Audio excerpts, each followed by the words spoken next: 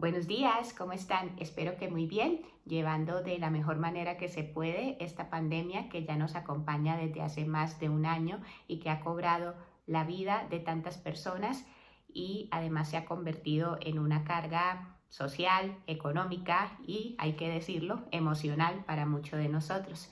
Entonces, el tema de hoy va a ser un tema muy de moda que escogí porque siento que hay tanta desinformación al respecto que eso ha llevado a generar desconfianza por parte de la población general y que a pesar de que estamos ahora con la probable solución a este problema, no inmediata, porque probablemente esto va a requerir un par de años antes de que podamos considerar esto parte de nuestra historia, pues ahora la gente decide que no se quiere vacunar.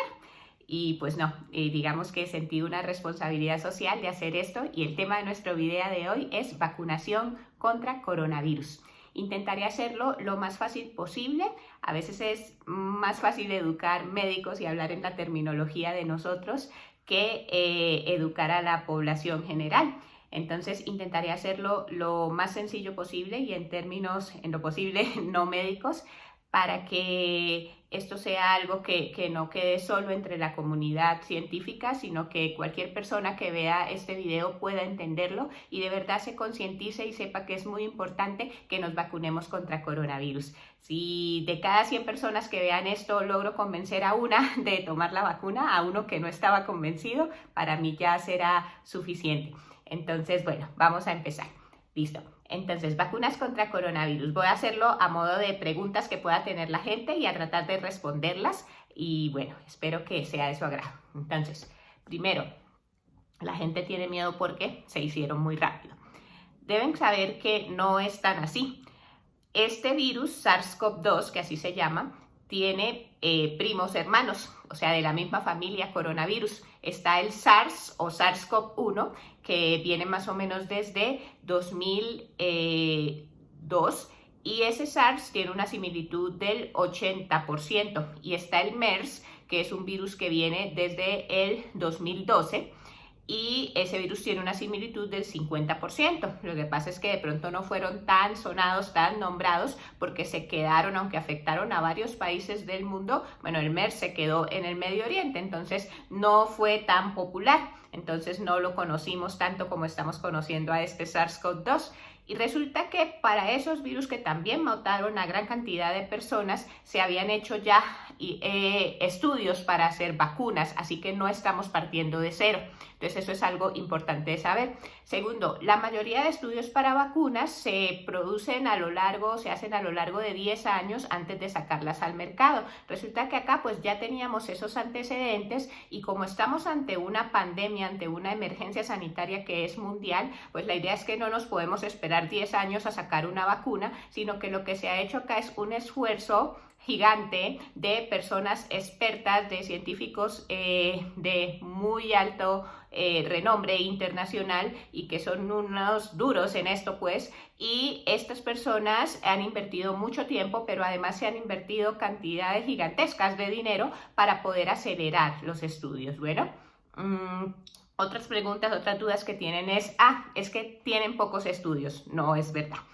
Esto ha requerido muchísimo estudio y muchísima dedicación. Entonces, para sacar una vacuna se requieren unas fases y esas fases van desde una fase preclínica en la que se experimenta primero con animales antes de probarlos con humanos. Después de esa fase preclínica pasamos a una fase 1 en la que se hace con un número pequeño de individuos sanos, una fase 2 con cientos de individuos, una fase 3 con miles de individuos y una fase 4 que ya son con 100 miles de individuos. A lo largo de entre fase 1 y fase 2 lo que buscamos es decidir cuál es el esquema, o sea, cuántas dosis de vacuna se va a necesitar y separadas por cuánto tiempo.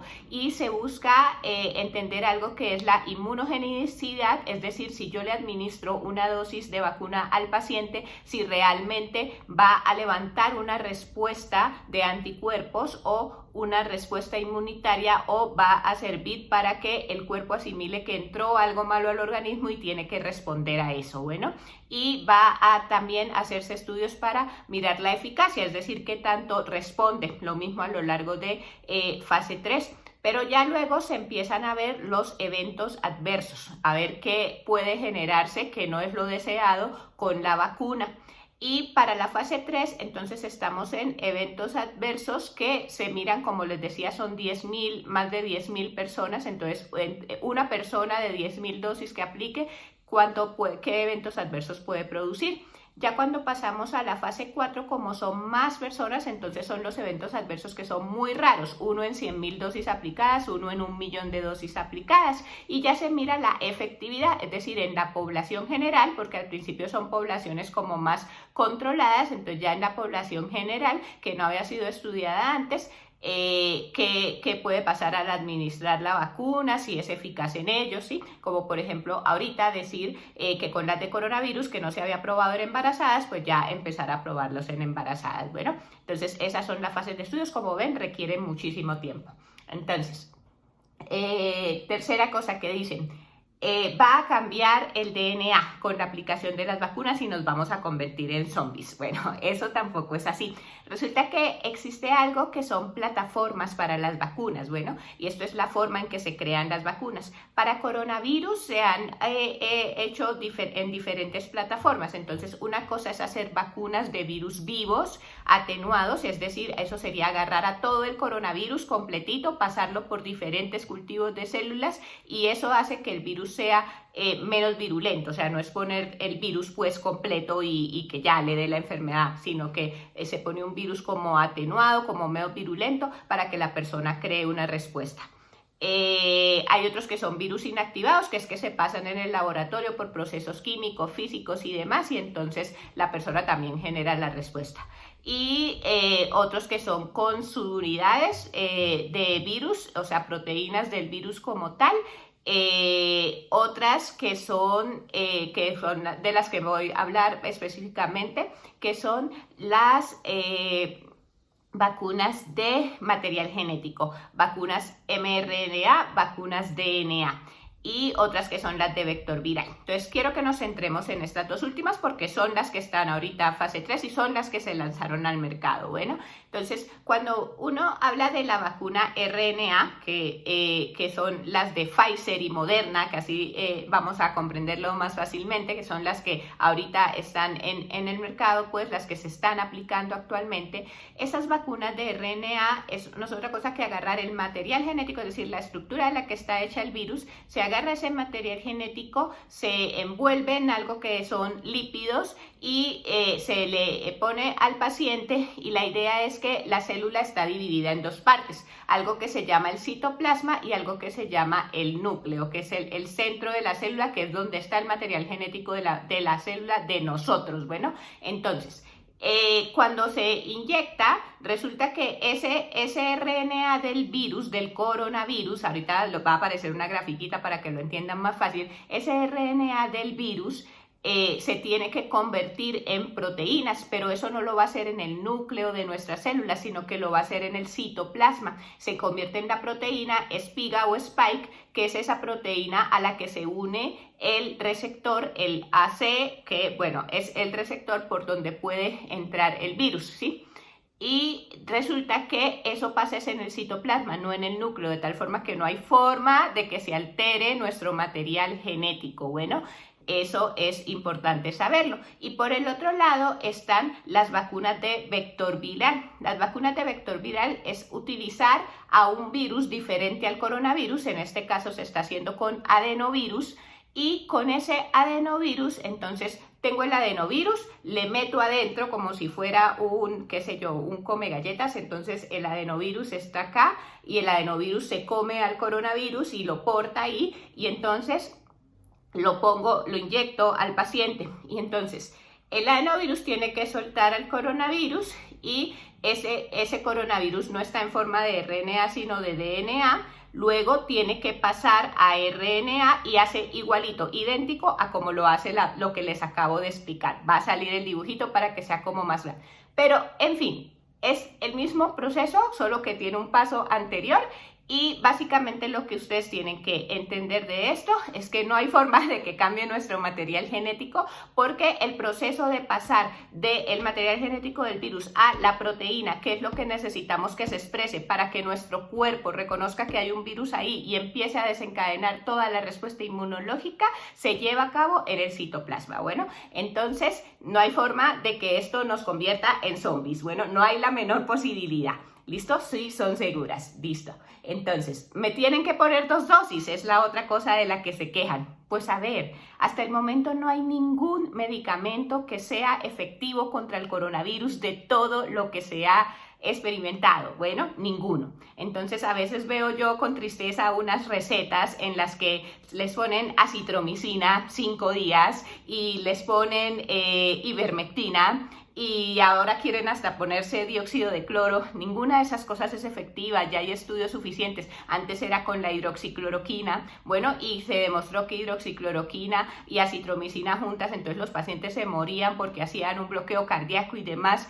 Y esas cosas requiere que uno se las tome 5 días, 10 días de más, y eso sí se lo toman. Y entonces ahorita se quejan porque tienen que ponerse una vacuna, 2 dosis separadas por 21 días en el caso de Pfizer y 28 días en el caso de Moderna. Entonces, pues si ustedes ven, realmente uno dice, esto sí ha mostrado efectividad. Ahorita vamos a hablar de la efectividad, a diferencia del resto de medicamentos, y son 2 dosis separadas por casi un mes. No entiende uno cuál es el problema. ¿Listo? Entonces, esa es otra cosa como de las que se quejan. La otra, ¿de verdad funcionan las vacunas? Bueno, esto es algo que no es solo deberíamos mirarlo con coronavirus, esto es algo que deberíamos mirarlo a lo largo de la historia. No existe una medida de salud pública, además de, bueno, el agua, ¿cierto? El agua y el lavarnos las manos, que haya evitado tanta mortalidad. Gráfica también va a aparecer acá. A lo largo de la historia, digamos que antes ni siquiera le preguntaban a las personas y bueno, fórmese en fila india y le ponemos su inyección, y ha sido la forma en que se ha podido erradicar enfermedades como la viruela, que mataba a tanta gente. Bueno, si se acuerdan, por allá en la colonia y la época prehispánica y todo lo demás, de eso era de lo que se morían los indígenas. Bueno, y eso fue lo que nos trajeron. Bueno, ya no me voy a meter en esa parte, pero digamos que no hay nada tan efectivo como las vacunas para lograr controlar una enfermedad, y son muy seguras, y los riesgos de ponerse una vacuna son mínimos comparados con el beneficio. Entonces, claro que funcionan. La eficacia de estas vacunas para Pfizer está en 95%, para Moderna 94%, y para la de vector viral, que ahorita con la que más experiencia se tiene es la de AstraZeneca, es aproximadamente un 91%. Entonces, miren cómo sí, claro que funcionan. Y ya vamos a hablar de la parte de los riesgos. Entonces, otra pregunta que tienen es, no confío en ellas, no son seguras. Claro que son seguras. Entonces vamos a hablar un poquito de la parte de eventos adversos asociados a vacunas. Las vacunas de coronavirus, los eventos adversos los podemos dividir en 2 cosas. Uno, que son eventos adversos locales, y otros que son eventos adversos sistémicos. Los eventos adversos locales básicamente son el dolor en el sitio de inyección, que se ha reportado en un 80%, el calor, el eritema, o sea, que se ponga caliente, que se ponga rojo donde se le aplica la vacuna, que es aproximadamente un 10%. Bueno, si ustedes ven, pues sí es importante, pero son eventos que ocurren en los primeros 1 a 3 días y que resuelve en ese mismo tiempo, y que se ha visto que es más importante con la segunda dosis que con la primera, y que es más frecuente en los pacientes de menor de edad. Los adultos mayores aguantan más, tal vez los jóvenes somos más quejetas. Bueno, pero bueno, en fin, eso es lo que se ha visto hasta el momento. Los eventos sistémicos, lo que se ha visto es que son eventos que tampoco son tan graves. Básicamente lo que puede pasar es que a uno le dé fatiga o cansancio después de que le coloquen la dosis de vacuna, que le dé dolor en los músculos, que le dé dolor en las articulaciones, que le dé dolor de cabeza, y lo mismo, son eventos pasajeros. Y pueden ocurrir cosas más graves, sí, pero es exótico. Digamos que en las millones de dosis de vacunas que han sido aplicadas, solo han pasado un caso de mielitis transversa, que es, hagan de cuenta, como si se inflamara una parte de la médula, como todo el cordón espinal, y entonces la persona perdiera la movilización de esa parte. Y ha pasado un caso de algo que se llama como una encefalomielitis aguda diseminada, que también es un problema neurológico, y una médica a la que le aplicaron esto y que tuvo dificultad para respirar, y luego hizo crisis convulsivas y tuvo una inflamación a nivel de su cerebro, pero esa paciente, esa médica, tenía un antecedente de alergia a las sulfas. Bueno, y como ven, en millones de dosis aplicadas apenas son como unos 3 eventos adversos.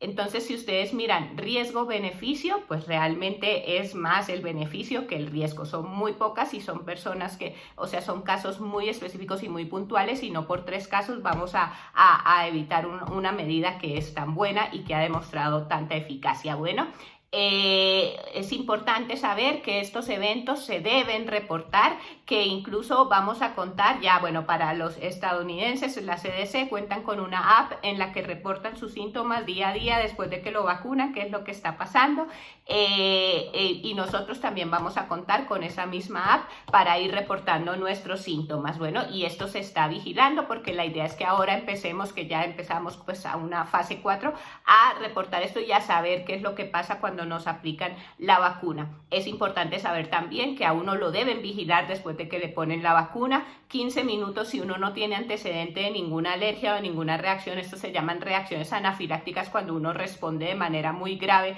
a una vacuna o a un medicamento. Muy grave es que le da dificultad para respirar, que le salen ronchas por todos lados y que pues se puede casi que morir después de la administración de un medicamento. Bueno, y cuando uno tiene antecedente de eso, lo vigilan 15 minutos. Cuando uno sí tiene antecedente de eso, lo vigilan 30 minutos.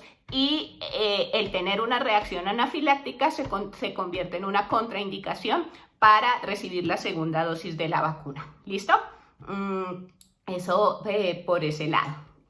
Otra cosa que dicen es, ¿y si ya me dio COVID? Bueno, entonces si a uno ya le dio COVID, resulta que ya se sabe que puede haber reinfección. Uno se pudiese volver a infectar por coronavirus. Más o menos los anticuerpos, o mi memoria o mi respuesta de defensa para este virus, puede durar aproximadamente 3 meses, aunque ya hay estudios que dicen que la respuesta entre las células y los anticuerpos que me defienden puede durar aproximadamente 8 meses. Sin embargo, se acepta que en promedio son 3 meses o 90 días, es decir, que si a mí me dio coronavirus, en 90 días me podría volver a dar coronavirus. Además, ya se han descrito variantes nuevas del virus, bueno, la de Inglaterra y demás. Entonces, eso implica que uno, a pesar de haber tenido el antecedente de coronavirus, debería ser vacunado, porque uno no está exento de que le dé una reinfección por coronavirus. ¿Listo? Eso es lo que se sabe. No sé qué vaya a ocurrir en nuestros países, pero lo ideal y lo que ya dice CDC, que es como la empresa estadounidense, no empresa, sino es el Centro para el Control de Enfermedades en Estados Unidos, ellos ya dicen que pues sí se debe revacunar y que el espacio debe ser de 90 días. ¿Lista? Entonces sí, se deberían volver a vacunar. La otra pregunta es, ¿por qué se prioriza la población? ¿Por qué se vacuna a unos antes que a otros? ¿O qué es lo que está pasando? Si recuerdan, el coronavirus, ¿a quiénes mata más? Pues mata más a los mayores de 80 años, pero por encima de 60 años ya uno empieza a tener riesgo mayor de morirse. Mata más a las personas obesas, hipertensas, diabéticas, que tengan algún tipo de cáncer, bueno, que tengan algún tipo de comorbilidad. Como la mayor carga de enfermedad ha estado en los adultos, y principalmente adultos mayores y principalmente con comorbilidades, pues a los primeros que se va a empezar a vacunar es a ellos. Bueno, lo otro es que, como la primera línea de defensa para coronavirus pues somos los médicos, bueno, el personal de salud, que es quien atiende a estos pacientes, pues obviamente deben estar dentro de los primeros vacunados, porque somos personal con riesgo de infectarnos. Bueno, y de ahí para allá se van a empezar a ir vacunando pacientes disminuyendo en edad, hasta que se llegue a los pacientes que son de edades más jóvenes y que no tienen ningún tipo de patología. Bueno, es importante saber que estos estudios que se han hecho en las vacunas fueron hechos primero en población sana y luego se empezaron a incluir poblaciones como pacientes con enfermedades autoinmunes, es decir, que el mismo sistema de defensa los ataca, como decir lupus, artritis, ese tipo de enfermedades, pacientes con VIH, pacientes con cáncer, pero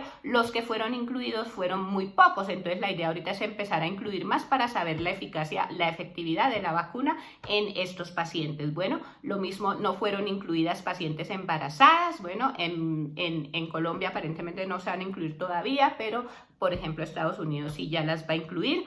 Y lo otro es que no fueron incluidos niños. ¿Por qué razón? Porque la carga de enfermedad en niños no ha sido tan importante, aunque sí hay, y los niños sí se mueren por esto, bueno, aunque pues es muchísima menor proporción. Además también son transmisores de la enfermedad. Entonces la idea es que ya los estudios de Pfizer y de Moderna, o sea, vacunas de RNA, de los que les hablé más a tiempito atrás, entonces esos niños se van a empezar a incluir, pero entre 12 y 16 años, porque esos estudios partieron desde los 16, 17 años hacia allá, o sea, gente más grande. Bueno, y esa es la razón por la que se priorizan. Lo otro que preguntan es, ¿el riesgo de un evento adverso es mayor que el riesgo de infección? Claro que no. Bueno, ya les dije, muy pocos eventos adversos en millones de dosis de vacuna aplicadas. Los eventos adversos, la mayoría son locales, cuando hay sistémicos son muy pocos y revierten rápidamente, son unos pocos días de molestia y nada más. Los pacientes que presentan eventos más severos o reacciones anafilácticas es porque tienen antecedente o porque tienen una predisposición, se deben vigilar. Esto se aplica en sitios en donde hay cómo responder, en donde hay un carro de paro, además, en donde uno sabe qué hacer en caso de que el paciente presente esta reacción. Así que definitivamente no. Miren cuántas personas han muerto por coronavirus, muchísimas, millones. O sea, es una cosa que nos está atacando a todos, que cada vez es más cercano, que ya no es, ay, es la persona por allá en China, de hecho ya ellos están bien, ¿no? Pero bueno, no, sino que ya no somos invencibles en Latinoamérica y aparte ya cada vez es más cercano, ya cada vez es el vecino, el amigo, el papá de mi amigo. Entonces, miren eso, ¿sí? ¿Cuánto ha sido la mortalidad? Un montón. ¿Cuánto han sido las reacciones adversas a vacuna? Una cosa mínima. Entonces, si con esto no los convenzo de vacunarse, no sé de qué manera hacerlo. ¿Listo? Y la otra, viene la última, nos quieren dominar, nos van a poner chips donde nos van a estar controlando. Ay, señores, pues primero lo hacen sus celulares. Bueno, o sea, no es sino que uno piense en, ay, me quiero comprar un vestido más bonito que vi, e inmediatamente el celular lo procesa y le empieza a mostrar a uno la tienda para que vaya y se compre el vestido. Entonces, no hay forma en la que más estemos dominados que con la tecnología que manejamos hoy en día, ¿cierto? Así que, por supuesto que no hay forma de hacer eso con una vacuna. Ya les expliqué de qué están hechas, ya les expliqué cómo es la forma en que actúan, así que no, una vacuna no puede lograr eso con nosotros, no puede convertirnos en zombies, no puede procesar información de nosotros, no es nada, es simplemente un producto biológico que nos van a aplicar para que creemos una respuesta a ese virus y que la infección sea una infección controlada y no la infección que ocurriría de la forma natural, porque recuerden, para algunos esto puede significar o implicar simplemente una gripa, ¿cierto? Pero no sabemos, para otros puede ser la muerte, para otros puede ser una neumonía complicada en que esté uno allá en un hospital ventilado, para otros puede ser como en los niños, algo similar al Kawasaki, una enfermedad que inflama todos los vasos y también puede implicar la muerte, aunque en menor proporción, ¿cierto? Y uno no sabe cómo va a reaccionar su cuerpo. Esto es una lotería. Antes decíamos, esto es una enfermedad solo de viejitos, ya no es así. O sea, ya hemos visto como personas jóvenes y sin factores de riesgos se han muerto por este virus. Y entonces, como uno no sabe cómo va a reaccionar su cuerpo, pues yo sí prefiero que me pongan la vacuna y seré la primera en fila cuando me digan si se puede vacunar, y ojalá si me vacunen. Bueno, ojalá que sí así sea, y ojalá que nos vacunen a todos para que dentro de poco tiempo podamos contar esto como parte de nuestra historia, así así como fueron la peste bubónica y la peste y toda la gripa por allá en 1918, hace 100 años, cosa que no creíamos que nos fuera a tocar vivir, ¿sí? Así que, por favor, espero que otra cosa importante de saber es que la vacuna no es que vaya a dejarnos inmunes o protegidos ya, a pesar de que se pongan la vacuna, tienen que seguir usando su tapabocas, guardando la distancia de 1.5, 2 metros de distancia y lavándose las manos. Bueno, se supone que uno quedaría protegido más o menos después de un mes de la aplicación y se necesitan las 2 dosis de vacuna. Ya les dije, con Pfizer intervalo de 21 días, con Moderna intervalo de 28 días. Bueno, vienen vacunas que solo se va a necesitar una dosis como CanSino, que también es de adenovirus, pero por ahora es lo que tenemos. Bueno, entonces nada, eso es más o menos como para aclarar las dudas. Espero que haya sido de su agrado, espero no haberlos enredado mucho y espero sobre todo haberlos convencido de vacunarse. Muchas gracias, no se olviden de seguirnos en Facebook, Infectología para Pediatras, en Instagram, infecto-pet y acá en YouTube, InfectoPet. Ya, eso es todo por hoy. Adiós.